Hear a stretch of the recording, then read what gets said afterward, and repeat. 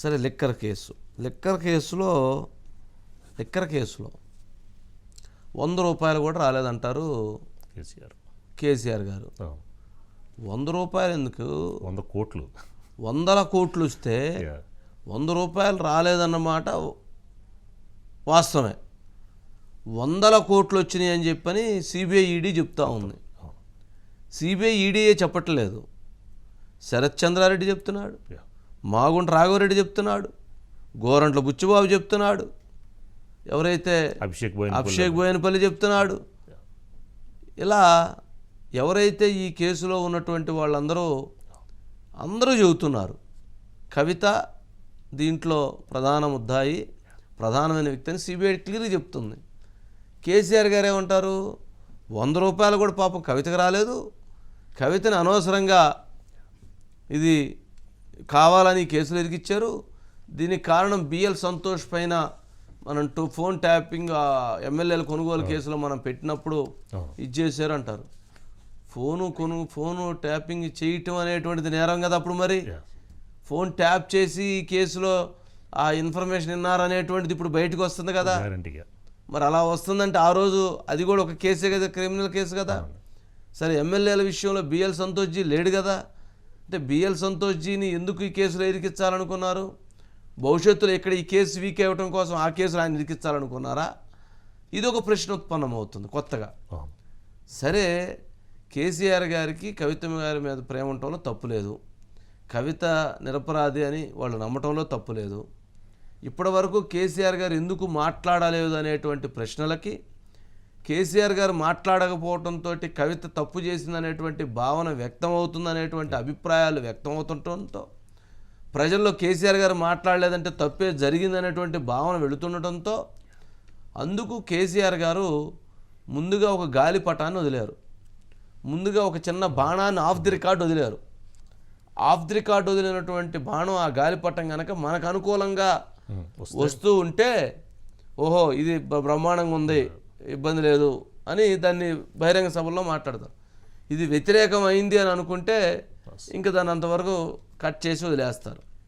కానీ కేసీఆర్ గారి కవిత గారి మీద ప్రేమ ఉండొచ్చు. సిబిఐ ఏం చెప్తుంది, ఈడీ ఏం చెప్తుంది, శరత్చంద్రారెడ్డి ఏం చెప్పాడు, రాఘవరెడ్డి ఏం చెప్పాడు, శ్రీనివాసరెడ్డి ఏం చెప్పాడు, అభిషేక్ బోయనపల్లి ఏం చెప్పాడు, గోరంట్ల బుచ్చిబాబు ఏం చెప్పాడు, విజయనాయర్ ఏం చెప్పాడు, ఇట్లా ఆ కేసులో ఉన్నటువంటి వాళ్ళందరూ చెప్తున్నటువంటి ప్రతి అంశం చూస్తే ప్రధాన లబ్ధిదారు, ప్రధాన ఈ కేసు మొత్తాన్ని హ్యాండిల్ చేసింది తానే అనేటువంటిది ఎస్టాబ్లిష్ అవుతుంది. మరి సిబిఐ ఈడీ పెట్టినటువంటి కేసుల విషయంలో 100 రూపాయలు కూడా తను తీసుకోకపోతే ఎందుకు కోర్టు న్యాయస్థానం రిమాండ్ విధించింది, ఎందుకు న్యాయస్థానం బెయిల్ ఇవ్వట్లేదు, ఎందుకు న్యాయస్థానం బెయిల్ నిరాకరిస్తూ ఉంది, ఏం చెప్తారు మరి దానికి? ఏం చెప్పాలి మరి దానికి? కోర్టులు కూడా తప్పు చేస్తున్నాయని చెప్పాలా, లేదా దర్యాప్తు సంస్థలు అన్ని అబద్ధాలు చెప్పినాయని చెప్పాలా, ఈ ఎవరైతే ఈ సాక్ష్యాలు చెప్పినటువంటి వాళ్ళందరూ అబద్ధాలు చెప్పారని చెప్పాలా, ఏం చెప్పాలి? కవిత గారి ఒక్కరి కోసం కేసీఆర్ గారు మాట్లాడకుండా ఉండున్నట్లయితే కేసీఆర్ గారి ప్రతిష్ట మరింత పెరుగుండేది. కేసీఆర్ గారు ఇప్పుడు ఆఫ్ ది రికార్డ్ మాట్లాడినటువంటి ఒక్క అంశంతో కేసీఆర్ గారి ప్రతిష్ట కూడా మరింత తగ్గే పరిస్థితి ఏర్పడుతుంది. గేమ్ ఆడొచ్చు, కేసీఆర్ గారు ఆడే గేము ఈ విషయంలో ఆయన సమర్థించటం లేదు, బయట అనుకుంటున్నారు. కేసీఆర్ గారు కవిత తప్పు చేసింది అనేటువంటి భావంతో ఉన్నారు, ఆయన ఎందుకు చేసింది ఈ పని అనేటువంటి ఆవేదనతో ఉన్నారు, బాధపడ్డారు, ఆగ్రహం వ్యక్తం చేస్తున్నారు అనేటువంటిది ప్రజల్లోకి వెళ్ళుంది. అది ఆయన స్థాయిని పెంచింది. ఓ సరే ఏదన్నా కానీ తప్పు చేసిందో లేదో తన కోర్టులో తేల్చుకునిద్ది అనే భావంతో ఉన్నారనేటువంటిది పబ్లిక్లో ఆయన్ని స్థాయిని పెంచింది.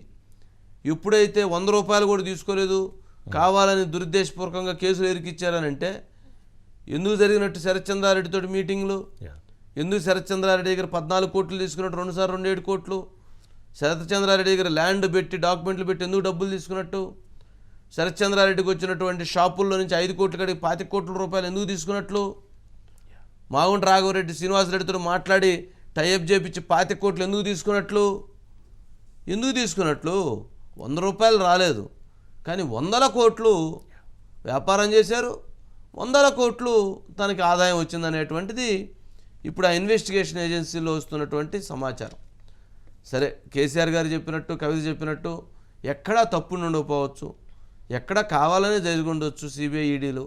కానీ ఇప్పుడు విచారణ జరుగుతున్నటువంటి సందర్భంలో మాత్రం కేసీఆర్ గారు తన అయినటువంటి స్థాయిలో తను మాట్లాడలేదు, ఒక స్టెప్పు ఇప్పుడు డౌన్ అయ్యారు తప్ప తన ప్రతిష్ట తగ్గిది తప్ప ప్రతిష్ట పెరగదు అనేటువంటిది ఉంది. సరే, చూడాలి మరి ఏం జరుగుతుంది, ఏం జరిగిద్ది అనేటువంటి దాంట్లో. కవిత అరెస్ట్ అయినప్పుడు మాట్లాడలేదండి. కేజ్రీవాల్ అరెస్ట్ అయినప్పుడు చీకటి రోజు అని కేసీఆర్ మాట్లాడారు. కానీ ఆ రోజున కవిత అరెస్ట్ చేసినప్పుడు కానీ ఇప్పటి వరకు కూడా, ఈ రోజు వరకు కూడా కవిత విషయంలో ఎక్కడ మాట్లాడలేదు. కానీ కేజ్రీవాల్ అరెస్ట్ అయినప్పుడు మాత్రం చీకటి రోజు అని మాట్లాడారు. అంటే ఖచ్చితంగా లిక్కర్ స్కామ్ జరిగింది, జరగకుండా షాపులు రన్ కాలేదు, లిక్కర్ షాపులు జరిగింది, టెండర్స్ జరిగినాయి, దాంట్లో డబ్బులు పెట్టుబడి పెట్టారు, డబ్బులు పెట్టుబడి పెట్టిన దాంట్లో డబ్బులు వచ్చినాయి అనేది పక్కన పెడదాం, ఇవన్నీ ఆపరేట్ చేశారు, మీటింగులు జరిగినాయి, ఆ ప్రభుత్వం జరిగింది.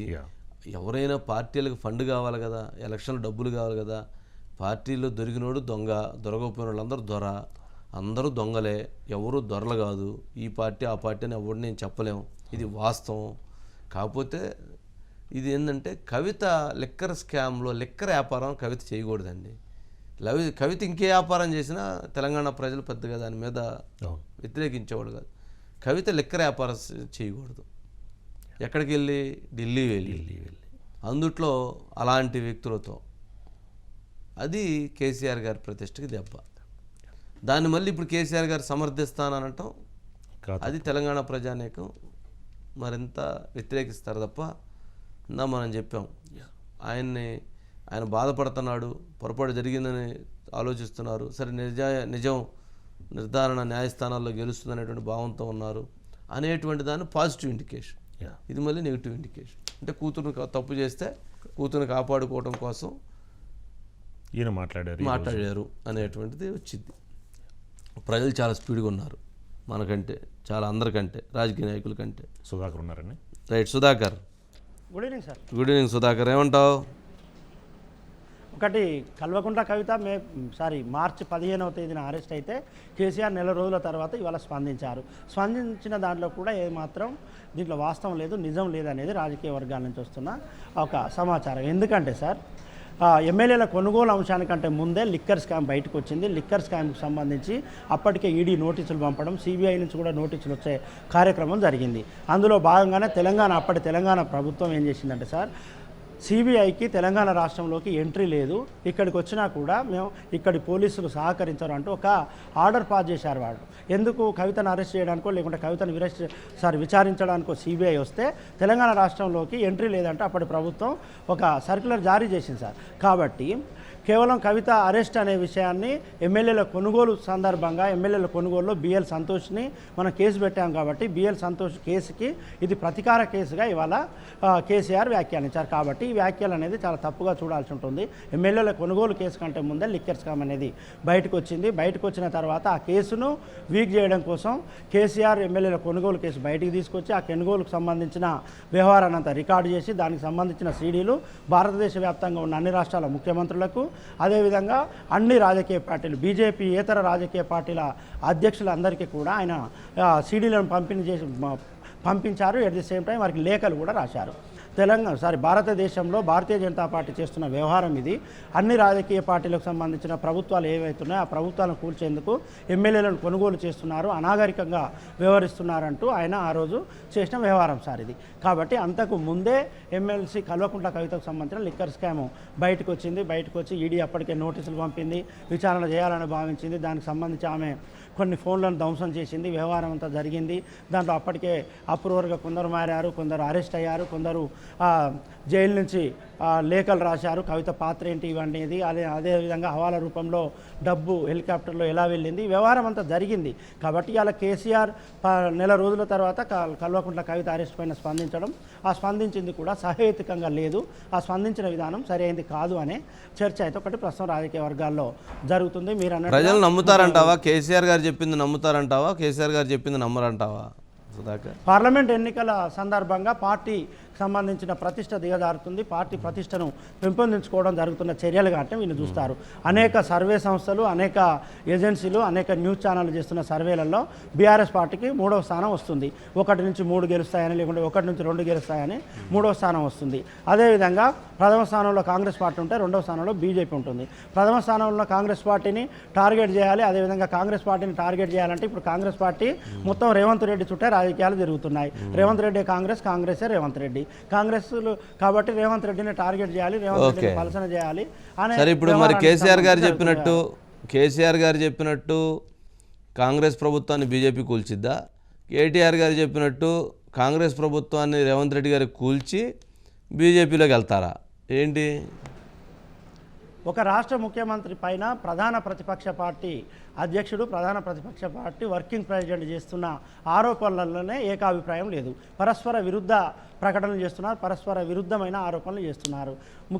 ముఖ్యమంత్రి కేసీఆర్ ఏమంటున్నారు, రేవంత్ రెడ్డి బీజేపీలోకి వెళ్ళకపోవచ్చు, ఒకవేళ రేవంత్ రెడ్డి వెళ్ళినా ఆయనతో ఎమ్మెల్యేలు వెళ్ళడానికి సిద్ధంగా లేరు, 20 మంది ఎమ్మెల్యేలు నాతో టచ్లో ఉన్నారని కేసీఆర్ అంటున్నారు. కేటీఆర్ ఏమంటున్నారు, 25 నుంచి 30 మంది ఎమ్మెల్యేలను తీసుకొని రేవంత్ రెడ్డి పార్లమెంట్ ఎన్నికలు అయిపోగానే బీఆర్ఎస్లోకి వెళ్ళబోతున్నారంటూ కేటీఆర్ వ్యాఖ్యానిస్తున్నారు. కాబట్టి ఈ 2 పరస్పర విరుద్ధమైన వ్యాఖ్యలుగా వీటిని చూడాల్సి ఉంటుంది సార్. వీటిలో ఒకసారి చిన్నగా దీంట్లో ఒక లాజిక్ను ఆలోచిస్తే, కేటీఆర్ చెప్తున్నట్టు ఒకవేళ 30 మంది ఎమ్మెల్యేలను తీసుకొని రేవంత్ రెడ్డి బీజేపీలోకి వెళ్తే బీజేపీకి ఉన్నది 8 మంది ఎమ్మెల్యేలు, 30 + 8 38 అవుతుంది.